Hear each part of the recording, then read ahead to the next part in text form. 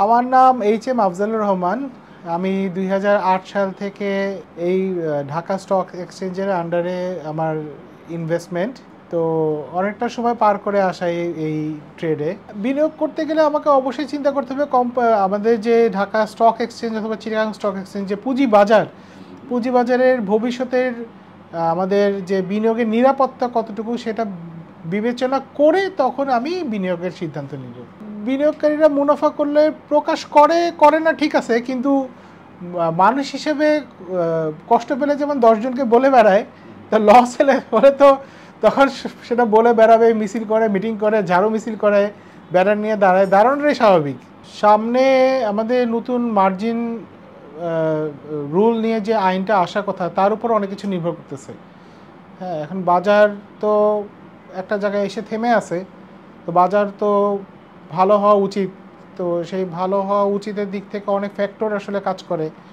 আমাদের দেশের অর্থনৈতিক অবস্থা, আমাদের দেশের সামনে যে ইলেকশন হবে সেটার কি দাঁড়ায়, রাজনৈতিক অস্থিরতা যদি না থাকে, বিনিয়োগকারীরা যদি বাজারমুখী হয় এবং আমাদের যে মার্জিন রুল আছে সেই রুলটা যদি বিনিয়োগকারীদের পক্ষে যায়, হ্যাঁ, তাহলে তো বাজার ভালো হওয়াটা উচিত। আসলে মার্জিন ঋণ নিয়ে মুনাফা করা অবশ্যই সম্ভব বা সহজ, যদি ভালো কোম্পানিতে ইনভেস্ট হয়, কোম্পানির পি রেশিও যদি কম থাকে, কোম্পানির নেট অ্যাসেট ভ্যালু যদি ভালো থাকে।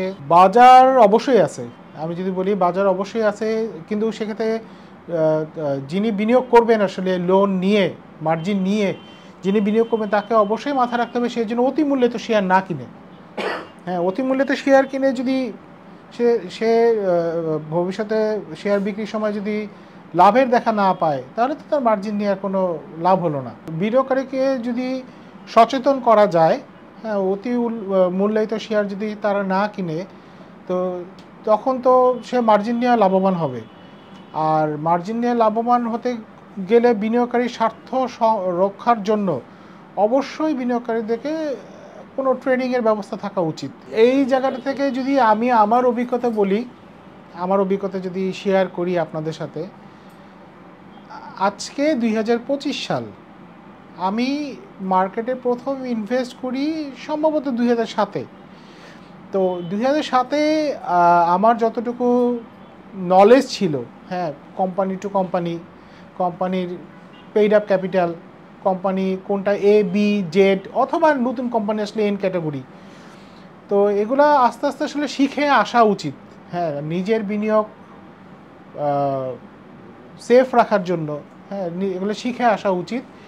আর সাথে তো ট্রেনিংয়ের ব্যবস্থা থাকলে ভালো। আর আমি একটু বড় করে দিচ্ছি কথাটা, যে বিনিয়োগ আসলে ওই এক সময় দেখছি যে ঘর বাড়ি বিক্রি করে, ঋণ করে এনে এগুলোতে বিনিয়োগে যাওয়া উচিত না। হ্যাঁ, তো বিনিয়োগ করতে গেলে অবশ্যই নিজস্ব টাকা নিয়ে বিনিয়োগ করা উচিত। ভালো ব্রোকারেজ হাউসে অবশ্যই ইনভেস্ট করা উচিত, কারণ ভালো ব্রোকারেজ হাউসের থেকে সাজেশন পাওয়া যায়। আর সাজেশন পাওয়ার পরে আলোচনা করা যায়, হ্যাঁ, আরও 10 জনের সাথে, 10টা বিনিয়োগকারীর সাথে। বিনিয়োগের ক্ষেত্রে আপনার যিনি ট্রেডার থাকবে সেই ট্রেডারের থেকেও বড় বিষয় হলো যেই কোম্পানিতে আপনি বিনিয়োগ করবেন, স্টক মার্কেটে এনলিস্টেড যে কোম্পানিতে বিনিয়োগ করবেন, সেই কোম্পানির ফান্ডামেন্টাল অ্যানালাইসিস আপনাকে নিজে করতে হবে। তারপরে কোম্পানির আগের বছরের ব্যালেন্স শিট দেখবেন। হ্যাঁ, ভালো কোম্পানির তার ভবিষ্যৎ গ্রোথ কীরকম হতে পারে, যেমন যদি ট্রেডিশনাল কথা বলি, আগের বছরে সে কীরকম ডিভিডেন্ড দিয়ে আসছে সেগুলোও যদি অ্যানালিসিস করেন, তো সেগুলো হিসাব কিতাব করে নিজেই সিদ্ধান্ত নিয়ে বিনিয়োগ করা উচিত। আর সব শেষে আমার কথা একটাই, যে বিনিয়োগ নিজের ডিসিশন নিয়েই শেয়ার কেনা উচিত, বিক্রি করা উচিত।